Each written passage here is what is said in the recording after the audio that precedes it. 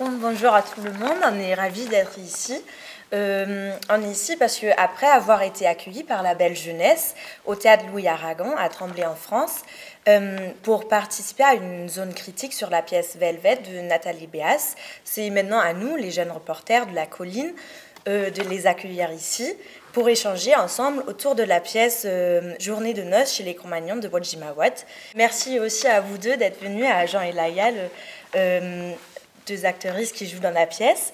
Et merci de nous donner l'opportunité de vous poser un peu des questions. C'était une période d'exploitation assez longue et je me demandais un peu comment réussir à maintenir la même intensité sur toute la durée de l'exploitation. Et aussi, c'est quand même un sujet assez dur et surtout pour toi. Et du coup, je me demandais qu'est-ce que ça fait avec vous de jouer ça tous les soirs. Moi, personnellement, j'essaie de chaque jour trouver une nouvelle motivation personnelle pour que je reste motivée, je reste en bonne forme et tout ça. Et je veux surtout pas que mon texte et tout mon jeu devient mécanique parce que il y a un petit danger de tomber dans une routine. Ouais. Oui, c'est ça. Alors, oui, je trouve moi-même ma motivation, parfois c'est quelque chose de très petit, très banal. Moi aussi, c'est la première fois que je suis dans une aussi grosse... Enfin, un projet avec une ampleur aussi grande, dans un théâtre aussi grand, avec un metteur en scène qui est connu. Enfin, moi, c'est la première fois aussi. Et sur une durée d'exploitation qui est aussi longue, c'est vraiment aussi ma première fois. Et comme Layal, en fait, j'essaie de trouver mes motivations chaque soir pour m'interdire de tomber aussi dans une routine. Et ce que j'aime bien et ce que j'ai appris par la parole de Wajdi, c'est que... alors déjà, je m'interdis moi-même tous les soirs de me dire wow, je suis fatigué celle-là sur 46 en fait il y a moyen qu'on s'ennuie à un moment, qu'on tombe dans une routine, donc déjà de s'interdire que ce soit mécanique et de s'interdire de se dire bon celle-là je vais pas tout donner, enfin, en fait de se dire tous les soirs celle-là elle est absolument importante, enfin celle-là elle est plus importante que toutes les autres et tous les jours se redire ça pour celle du soir. Donc c'est vraiment une gymnastique, je crois que c'est ça qui est le plus dur comme gymnastique à faire. On s'est demandé, toi tu deviens visible dans la pièce aux spectateurs et spectatrices que à la fin en fait. Et donc voilà, on s'est demandé qu'est-ce que c'est qu'être une voix et pas forcément un corps au théâtre. Moi j'apparais dans le troisième acte, ça veut dire... la deuxième moitié du spectacle. C'est la difficulté en ça, c'est que quand je dois apparaître, les autres acteurs sont déjà là.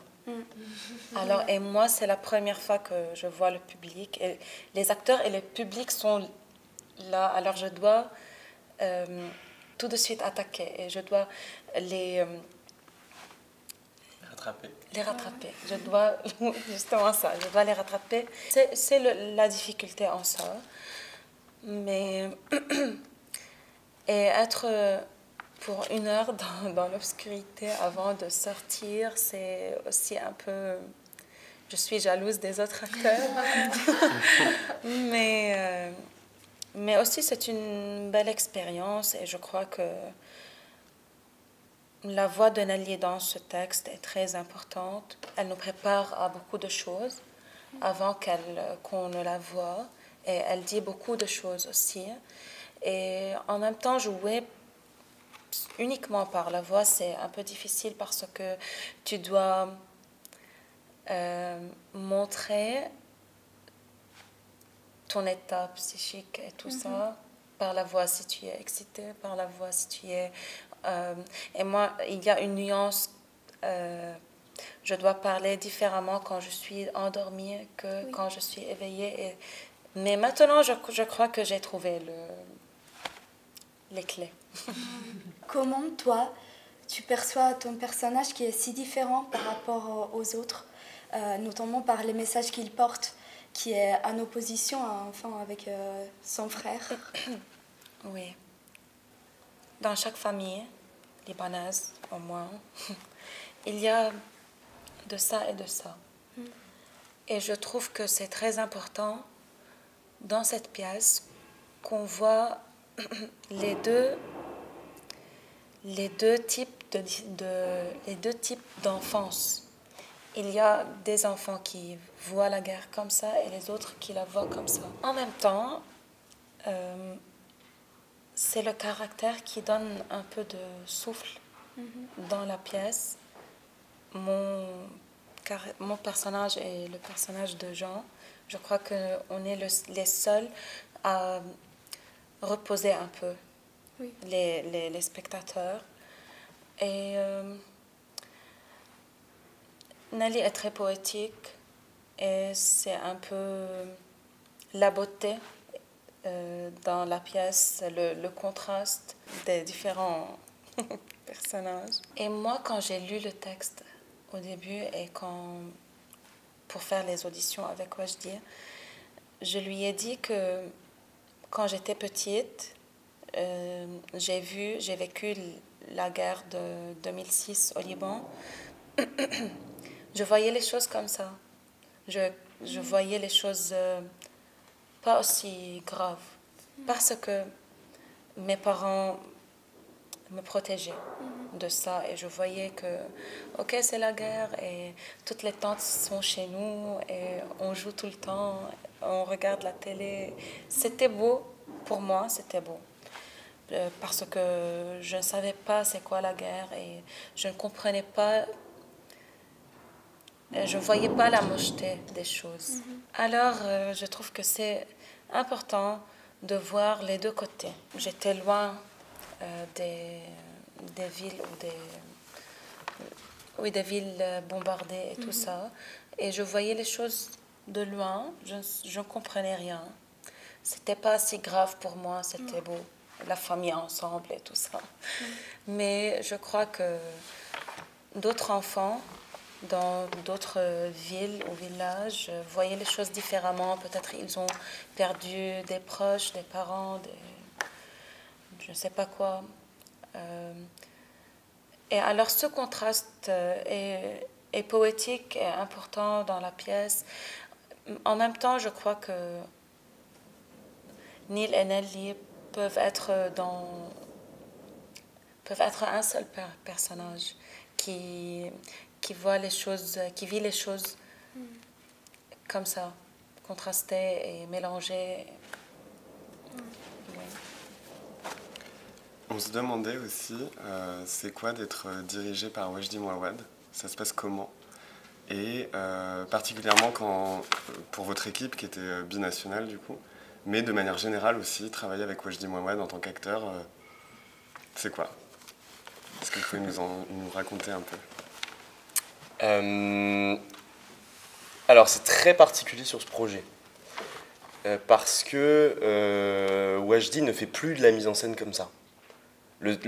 Ça c'est vraiment dû au fait que la pièce a été écrite il y a 30 ans. Même lui, au début des répétitions, quand on a commencé à répéter, il dirigeait au plateau directement, de manière extrêmement précise et tout. Même lui, il disait, mais j'ai l'impression de faire de la mise en scène comme il y a 30 ans. Aujourd'hui, je crois que ça fait 20 ans, alors je vais être très imprécis, mais je crois que ça fait depuis 20 ans, depuis Littoral, où il écrit le texte au fur et à mesure des répétitions. Donc en fait, quand il réunit ses acteurs, le premier jour de répétition, le texte n'est pas encore écrit. Juste, il y a une histoire dans l'esprit, dans la tête de Wajdi, une histoire qu'il raconte. Et ensuite, il se nourrit de ce que tous les acteurs en retirent, pensent, ce que ça évoque, pour justement pouvoir écrire le texte la nuit, ou en tout cas au fur et à mesure des répétitions. Donc pour Journée de noces chez les Cro-Magnons, il y a eu un peu des deux. Parce que le texte d'origine était déjà écrit, même s'il y a eu des coupes. Le personnage de Walter n'existe plus. Il y a eu quelques coupes brèves dans le texte. Mais globalement, voilà, les comédiens libanais arrivaient sur le projet en sachant ce qu'ils allaient jouer. En sachant, voilà, moi je sais que je joue Nelly, je sais que je joue Neil, je sais à peu près le parcours de mon personnage, je sais peut-être déjà un peu mon texte, enfin voilà, Moi je suis arrivé sur le projet en ne sachant pas du tout ce que j'allais faire, en ayant voilà, cette vague idée que Wajdi avait eue, qui était née dans son esprit de peut-être je vais faire ça, mais je suis pas sûr, ça va peut-être parler, ça va peut-être pas parler, voilà. Et donc, moi mon texte s'est écrit au fur et à mesure des répétitions. Donc, il y a eu ce côté-là sur l'équipe extrêmement précis, extrêmement rigoureux sur le travail des scènes. Et en même temps, toute cette part de création, de texte, où avec moi, on a beaucoup testé des choses. On a beaucoup utilisé des extraits de Seul, son spectacle qu'il a solo, en impro aussi. Beaucoup. Voilà, donc ça a été un peu ces deux choses. Et ce qui est caractéristique du travail avec Wajdi, c'est quand même il se nourrit de l'acteur et il demande à absolument tout le monde son avis, même à l'équipe technique. Chaque individu a la possibilité de s'exprimer parce qu'il va demander précisément toi, qu'est-ce que tu en penses, et toi, et toi, et toi, et toi. Donc ça, c'est assez précieux, je trouve. Parce que oui, dans la direction d'acteur, sinon précisément, la direction, qu'est-ce qui caractérise son travail? Vous pourriez nous dire ou pas?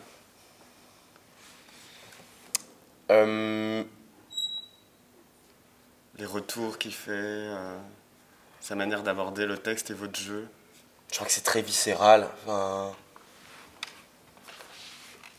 il va être à la fois très doux et à la fois extrêmement précis. On sait exactement où ça va aller, même si c'est dans une intensité folle. Et il va être sûr que tu comprends bien ce qu'il veut dire. Et s'il n'a pas réussi, il va vraiment prendre le temps, lui, de savoir exactement ce qu'il veut. Et quand il sait exactement là où il veut t'amener, il le dit de manière extrêmement précise. Et c'est assez facile de le comprendre. Okay.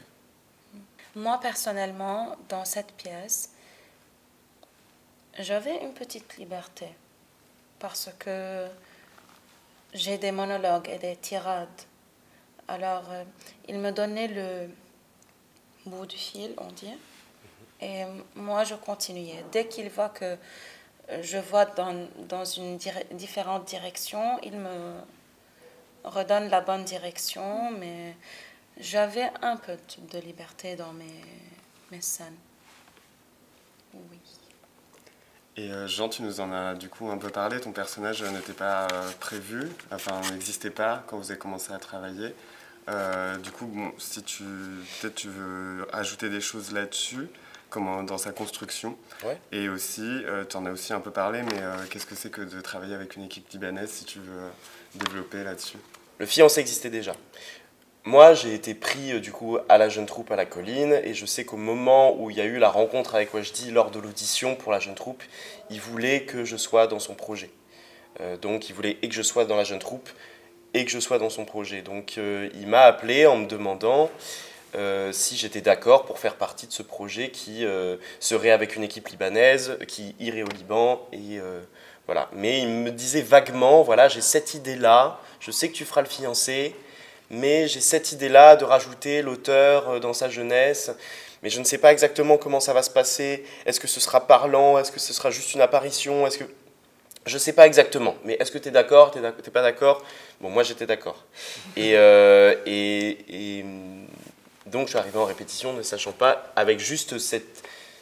Et c'est comme ça, je crois, que Wajdi travaille aussi, avec cette intuition qu'il a eue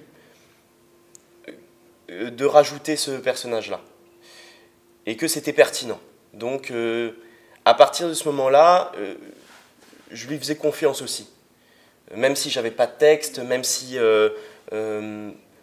c'était un peu flou, même si je savais pas exactement comment travailler, puisque j'arrivais en répétition, j'avais pas de texte, j'avais absolument confiance. Donc pour travailler ce rôle-là, ça a été beaucoup d'observations de Wajdi, quelques discussions, vraiment précieuses sur lui quand il a écrit la pièce à l'origine, sur lui à l'époque, sur qu'est-ce que ça évoque pour lui. Enfin voilà, plusieurs questions, plusieurs discussions avec lui. Et beaucoup de documentation. Je suis allé chercher des archives de lui au Canada, beaucoup pour... Moi, j'aime beaucoup travailler avec le corps.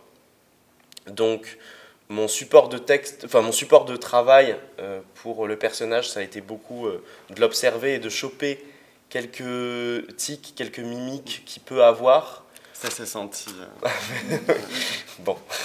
Et donc de choper ça sans que, enfin, de partir vraiment de lui, de sa diction, sa manière de parler, sa manière de penser, sa manière de bouger, ses mains beaucoup, de partir de ça. Et ensuite de l'amener vers moi, pour éviter que ce soit juste une imitation. Voilà, l'histoire de transposer vraiment le personnage à cette pièce-là, histoire qu'il soit propre. Travailler dans une équipe libanaise. Alors, Wajdi a la qualité de ne travailler qu'avec des gentils, j'ai l'impression. Donc, c'est un bonheur d'aller au travail, déjà. Donc ça, c'est vraiment très, très important. Que tout de suite, ils ont été très accueillants, alors qu'on s'est connus à Paris, dans le Théâtre de la Colline, en France, donc c'est eux qui ont été très accueillants avec moi. Ils ont envie de m'adopter, moi aussi ça a été... enfin, ça c'est pour la blague, mais en tout cas, on s'aime vraiment très très fort. Et aussi, ça a été, moi, d'avoir énormément de curiosité sur eux, sur leur vie, sur leur langue, l'envie d'apprendre quelques mots de libanais. C'est beaucoup de leçons de vie parce que, voilà, chez eux, c'est tout le temps à 150%. Donc moi aussi, ça me pousse à... Bah non, enfin, je peux pas juste me dire... Ah, là, j'étais à 90. Bah non, enfin, il n'y a pas ça. Si eux, ils sont à 150, en fait, ils me tirent vers le haut. Donc ça, c'est aussi agréable et c'est à moi d'exiger ça de moi-même. Donc ça, c'est beaucoup d'apprentissage aussi. Et juste moi, si je peux poser une dernière question par rapport à ça, parce qu'il y a juste un dernier point qui m'interroge dans ces parcours-là des jeunes personnages dans la pièce. C'est celui de Nelly, du fiancé qui arrive à la fin alors que en fait il était fictif jusque-là. Et ça c'est quelque chose qui m'interroge parce que du coup je sais pas s'il y a une réponse et si vous en avez une personnelle, mais j'arrive pas à savoir est-ce que ça représente un espoir réel du coup, le fait qu'il arrive finalement et qu'elle s'en va avec, ou est-ce que c'est justement une forme de folie et qui se matérialise, mais du coup c'est illusoire. Voilà. Ou est-ce qu'il n'y a pas de réponse?